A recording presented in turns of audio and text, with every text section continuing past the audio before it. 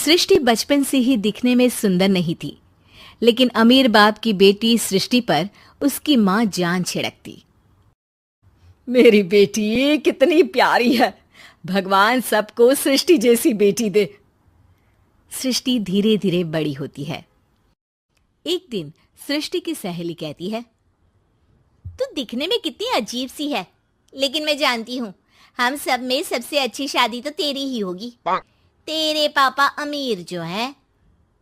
और बता नहीं सकते यार, दहेज तो हर कोई देता है, ये क्या ज्यादा ले जाएगी अपने पति के लिए?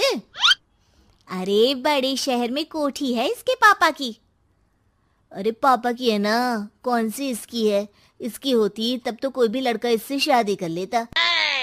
अरे पापा की मतलब पापा की है तो मेरी ही है ना? किसने कहा? अब तेरी तो तब होगी ना जब तेरा भाई ना हो। वैसे भी शादी के बाद सारी प्रॉपर्टी भाई के नाम होती है।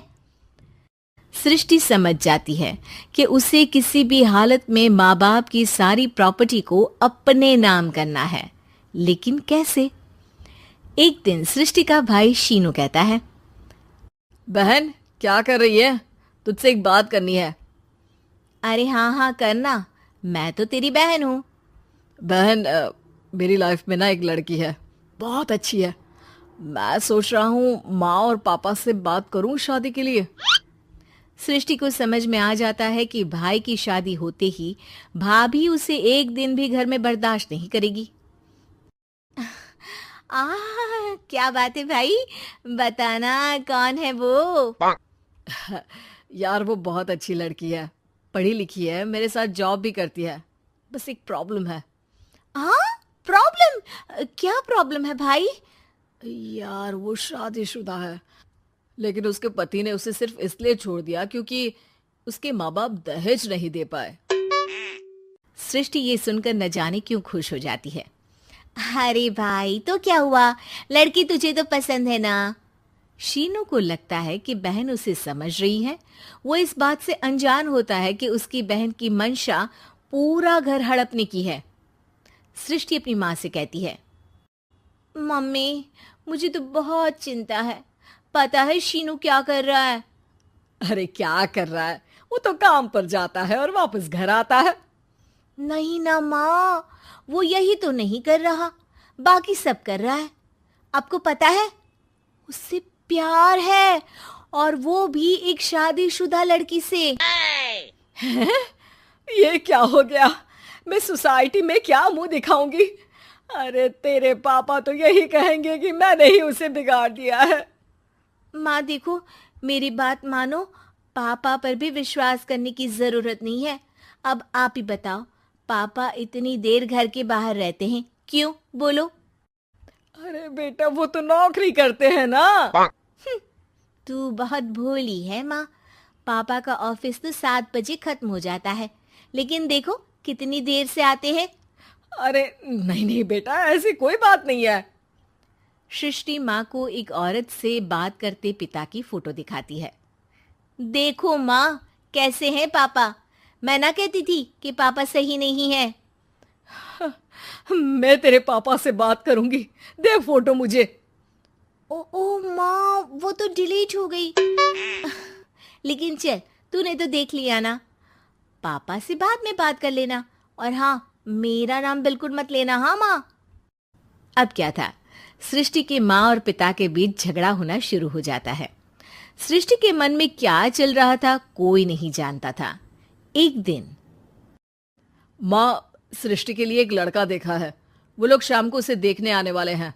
और हाँ माँ, एक खुशखबरी, मैं और पापा मिलकर एक नया बिजनेस ट्राई कर रहे हैं। शाम को लड़का आता है, सांवले रंग का। सृष्टि को तो बिल्कुल भी पसंद नहीं आता। लड़की की माँ कहती है, लड़की का चेहरा तो कोई खास नहीं, लेकिन अगर मेरे बेटे को आप लोग सेटल कर दें तो मैं उसकी शादी आपकी बेटी से करवा दूं। सृष्टि को लड़का बिल्कुल पसंद नहीं था। उसे भाई पर गुस्सा आ जाता है। लड़के वालों के जाने के बाद कहती है, माँ देखा शीनू मेरे लिए कैसा लड़का लेकर आया, न दिखाने लायक न सुनने लायक, सेटल भी नहीं, वो भी हम करे। अरे माँ, मैं जानती हूँ ये मेरी शादी किसी भी घर में क्यों करवाना चाहता है। अरे कैसी बात कर रही है बहन? तूने तो देखा ना, लड़के को मैंने ही मना कर दिया तुझसे शादी के लिए। जिसने लड़का बताया था उसने उसकी बहुत तारीफ की थी। बात आई गई हो जाती है, लेकिन सृष्टि का मन शांत नहीं होता। क्या करूं, कुछ समझ में नहीं आ रहा। मेरी शादी हो गई तो ये लोग पूरी प्रॉपर्टी शीनू के नाम कर देंगे, मेरे हाथ तो कुछ लगेगा ही नहीं। तभी सृष्टि को आइडिया आता है। वो किसी वकील को फोन करती है। जी देखिए, अगर आपके मम्मी पापा का तलाक हो जाता है तो आपके पिता की आधी प्रॉपर्टी आपकी माँ के नाम हो जाएगी, फिर उसे वो किसी को भी दे सकती है। सृष्टि अब माँ को बेटे के खिलाफ भरती है। माँ, शीनू पर नजर रखा करो, वो जिस लड़की के प्यार में है ना वो शादीशुदा है।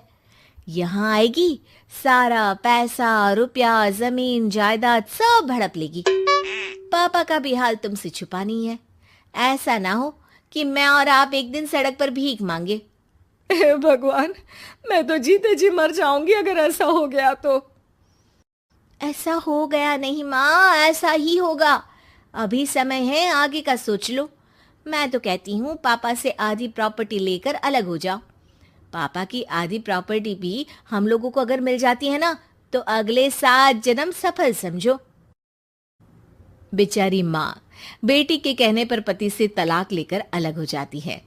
सृष्टि अब पैसों से गाड़ी और अपने दूसरे महंगे शौक पूरे करने लगी। उसके दोस्त भी उसके पैसे इस्तेमाल करते।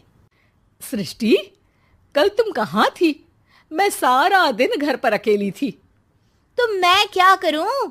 मैंने ठेका तो नहीं लिया है ना तुम्हें संभालने का। माँ को सृष्टि से ये उम्मीद नहीं थी। वो बैठकर रोने लगती है। वहीं उसका पति यानी कि सृष्टि के पिता आ जाते हैं। मैं जानता था कि तुम्हारा यही हाल होगा, तो आपने मुझे रोका क्यों नहीं? मैं रोकता तो तुम रुकती क्या? सृष्टि के कहने पर तुमने मुझ पर अपने बेटे पर शक किया, लेकिन तुम ये भूल गई कि कैसे हम दोनों ने मिलकर जीवन में इतना सब खड़ा किया। माँ पति के गले लग जाती है। मुझे माफ कर दीजिए, मैंने आपकी कमाई का एक बड़ा हिस्सा गवा दिया। कोई बात नहीं, तुम साथ हो तो मैं ऐसी 7 प्रॉपर्टी खड़ी कर दूंगा। तभी वहां सृष्टि आ जाती है रोते हुए। माँ, मयंक ने मुझे छोड़ दिया। वो बोल रहा था जब तक मेरे पास पैसे थे तब तक ही वो मेरे साथ था। पापा, माँ, मुझे माफ कर दीजिए।